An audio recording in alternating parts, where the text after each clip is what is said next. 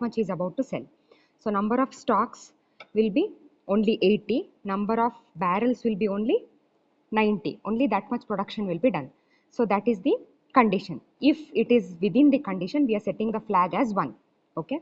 So if flag is 1, then what we are doing, we are trying to see here if the sale, or if the user has entered above 70, 80 or 90. If it is going above the condition, then we are setting flag as 1. So if flag is 1, that means invalid input. So below that, that is between 0 to 70, 0 to 80 and 0 to 90, the condition is proper, that is within the boundary condition. So that is what we are checking here. If flag is not set to 1, that is if it is between the condition, then we are calculating the sales. Okay, to calculate the sale, this is the formula: lock into 45. 45 is what? 45 is the price of each lock. So plus every stock cost is 30, every barrel cost is 25. Okay, so we'll get how much sale he has done here in this line. After that, if sale is less than or equal to 1000, that is what amount the salesman has gained. If it is in between 0 and 1000 or 1 and 1000, so we are giving the commission of 10% on the sale. That is, if he has done the sale of 800 rupees, then commission will be 10% of that, that is 80 rupees. So if it is less than 1800, what will do? So for first $1000, 10% will be given here in this line. Okay, remaining $800, we are giving 15%. Else, if your sale is above $1800,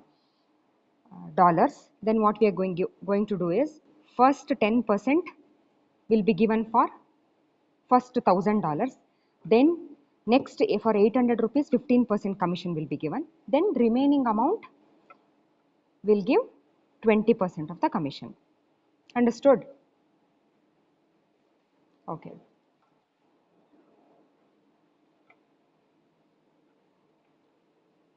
Okay, next after that we are going to print it, that's all.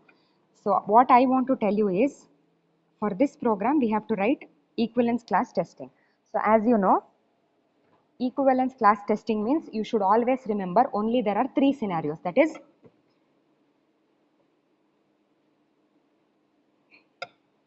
weak normal, weak robust and strong robust.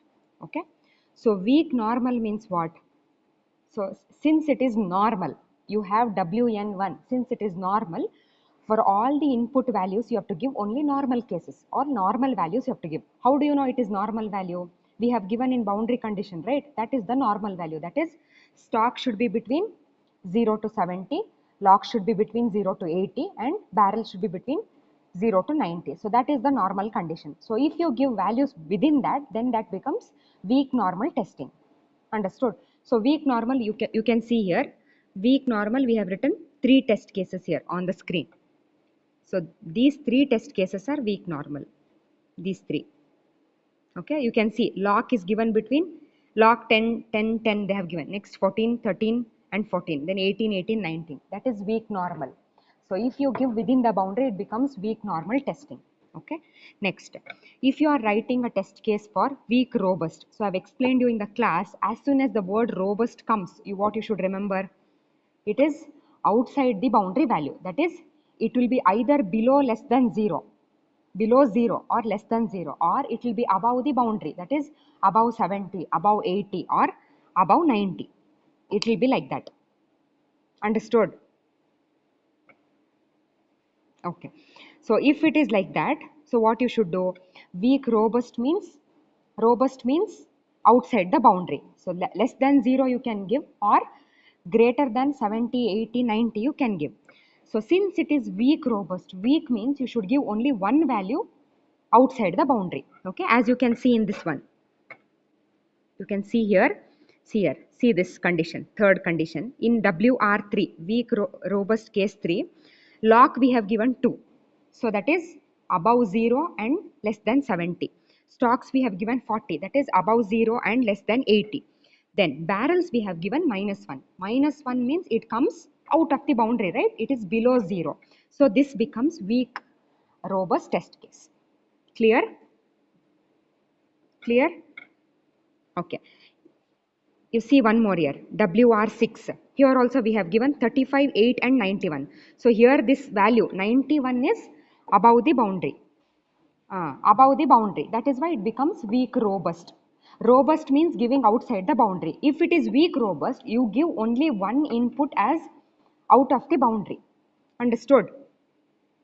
This is second type of writing equivalence class testing. Then we'll go for the next one. If you go for the third one here, you can see here, you have strong robust. Strong robust means, as you know, robust remains same. Robust means writing the values outside the boundary condition. Since it is strong robust, you can give either one value as one or more value as out of the boundary value. That is, you can write two values as out of the boundary value or three values as out of the boundary value. We can see SR1 here. See this one, first one. So if you see first one, um,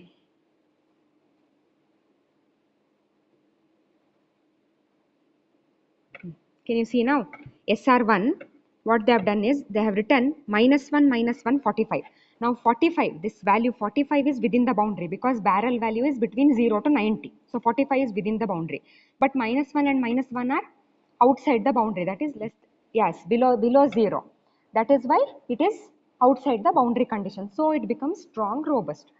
Robust means giving value outside the boundary. Strong robust means you have to give at least more than one value as, yes, outside the boundary condition. So that becomes strong robust. You don't have to give only below 0. You can give above 70, you can give above 80, you can give above 90 for locks, stocks and barrels respectively. Understood? You can see here SR3 you see. So this lock -1, it is below 0. So two values outside the boundary condition. So strong robust. Understood? So you don't have to give only negative value. Positive values also you can give. See this one, SR7. If you see SR7, 30 is normal value. 30 is normal value because it is within 0 and 70. Okay?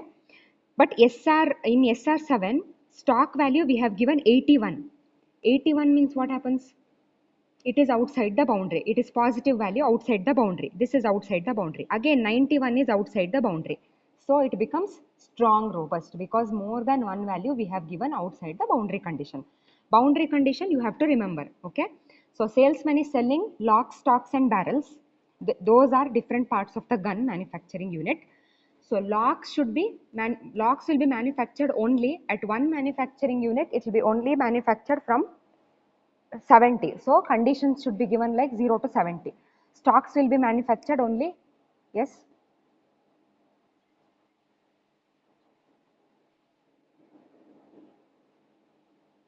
1 second.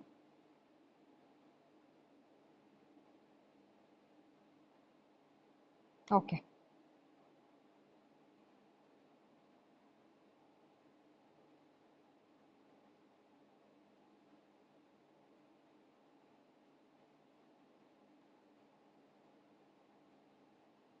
Understood. Understood how it works. Should I explain again? For those of you who have joined, you have already written this. You have written this for equivalence class testing. You have written for only triangle problem. Okay, in triangle problem, you used to give values for A, B, C, sides of the triangle. Same thing in commission problem, you are going to give the values for locks, stocks and barrels. Understood? You have to just write three conditions. Since it is equivalence class partitioning, you have to write three conditions. That is weak normal, that is all normal cases within boundary condition. Weak robust. Weak robust means outside the boundary condition. Weak means only one value, either lock or stock or barrel. Okay. Strong robust means outside the boundary condition. Since the word strong comes, what you have to do is more than one value should be outside the boundary condition, or all three values should be outside the boundary condition. Okay. After writing everything, after writing all this, what you will do finally, you have to write test case summary. You should write, that is how many number of test cases executed, number of test cases passed and number of test cases failed. That's all. Understood? Remaining classification remains same, that is put a table, write test case ID, then under test case description you can write, if you are writing test cases for weak normal, you write WN1. If you are writing for strong robust, SR1, SR2, SR3. If you are writing for weak robust, WR1, WR2, WR3, like that you write. So input data is your logs, stocks and barrels. Write the value. Do not forget what is the boundary value, boundary condition. Then under sales, for week normal, you calculate what sales is given. Then you write the commission if you want, calculate and write the commission. Else write the expected output.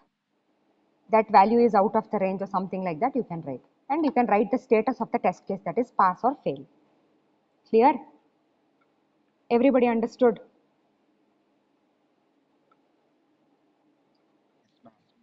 Okay, shall we go on for the next program?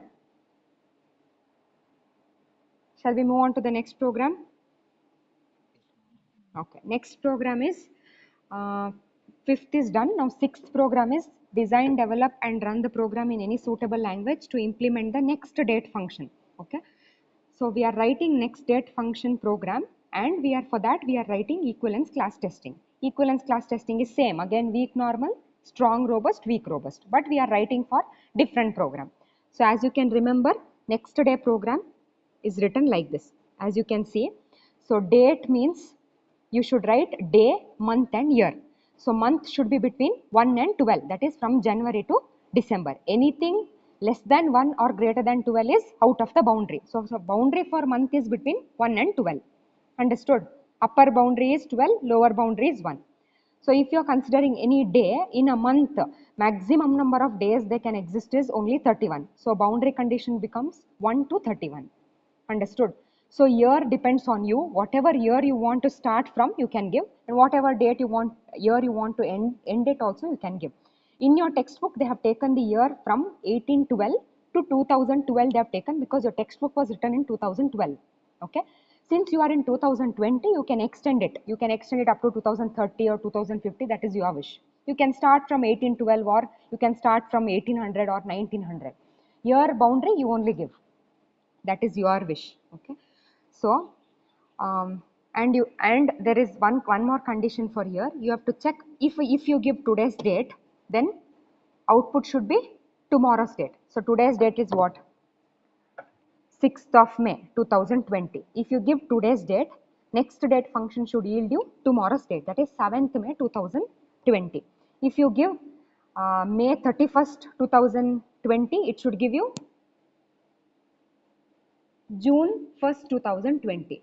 Understood? If you give year end like December 31st 2020, it should give you 1st January 2021. So for all the possible cases, you have to check. You have to check month end, you have to check month ending with 30th, or month ending with 31st, or month ending with 28th or 29th. 4 conditions for month you have to check, and regular date you have to give. Then for year you have to give year end you should give, that is December 31st. Okay. Then for date you can give any date, today's date, yesterday's date, tomorrow's date, or next month some random date. Some random date you can give, and you have to check for leap year. That is one more important condition. So I'll explain the program. In the program we have created an array. You already know this program. We have created an array called as month. So month of 12, because there are only 12 months in a year. So that value 31, 28, 31, 30, those are number of days. So number of days in January is 31, this one. Then usually number of days in February is 28. If it is a leap year only, then we'll get 29. So no need of writing leap year count here. If it is a leap year, we will calculate it directly. Next, number of days in March is 31, number of days in April is 30, number of days in May is 31, like this up to December you can write. Up to December it is written. So 31. Okay. Then we are declaring everything. We are asking the user to enter the date, month and year. So it is entered, and we are calculating number of days. This code is already explained in previous lab sessions, because you have written the boundary value analysis for this. So I don't think I have to explain it again. I'll just tell you how to write the test cases. Okay. So for test cases, if you are taking week normal, so normal date you have to give. Normal date means everything should be within the boundary. How do you know it is the boundary? You have mentioned it here in the beginning. So this is the boundary. This is the boundary. Month should be between 1 and 12, day should be between 1 and 31, year should be between whatever year value you have given, or you can give between 1812 and 2030. Year should be between that. Anything that comes above or below the boundary is out of range. So boundary you should always remember. If you don't remember the boundary, you cannot write the test cases. So week normal, give proper values for day, month and year. Give within the boundary itself. When you give within the boundary, you will get expected output, you will get next date, and you can write the status as pass. Here you can write pass. Okay. If it is fail, you directly write fail. Okay. So that is weak normal. If you are writing for weak robust means I told you robust is out of the boundary. If there is a word weak, then only one value will be out of the boundary. So when you are writing weak robust, either month, day or year will be out of the boundary. Okay. If you are writing for strong robust, more than one value, you can give all three values, month, day and year out of the boundary, or you can give two values out of the boundary, and you have to write the expected outcome, that is next date. Then you have to write the status of the program or status of your test case, that is pass and fail. After writing everything, don't forget to write the summary. Summary is number of test cases executed, number of test cases passed and number of test cases failed. So all 9 programs, I have shared you the syllabus copy. So first 3 programs what you have written, what you have studied while you were coming to college, those remain the same. Okay. Only test cases will differ. So first 3 programs, first program was triangle, second program was commission, third program was next date. Okay. Those 3 programs itself are repetition for 9 programs, but only test cases will differ. First 3 programs, you have to write boundary value analysis. Next 3 programs, I had already explained 4th program, 5th and 6th explained now. Program remains the same, no changes. Only while writing the test cases, you have to write different scenarios. Now, for 4th, 5th and 6th, we have written equivalence class testing. Okay. Next program, which I'll be taking at next class, I'll be taking in an hour. That is 7th and 8th program. 7th and 8th program will be based on decision table testing. So only test cases will differ, program will remain the same. So I want you to write the programs in the observation and then write the test cases accordingly. And you have to write test case summary also. Clear?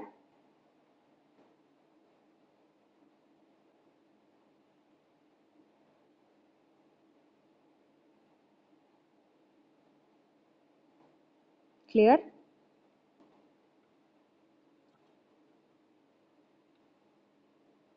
I'll be ending this session now. Again, we'll connect again at 4 o'clock with program number 7 and program number 8. Okay? Thank you.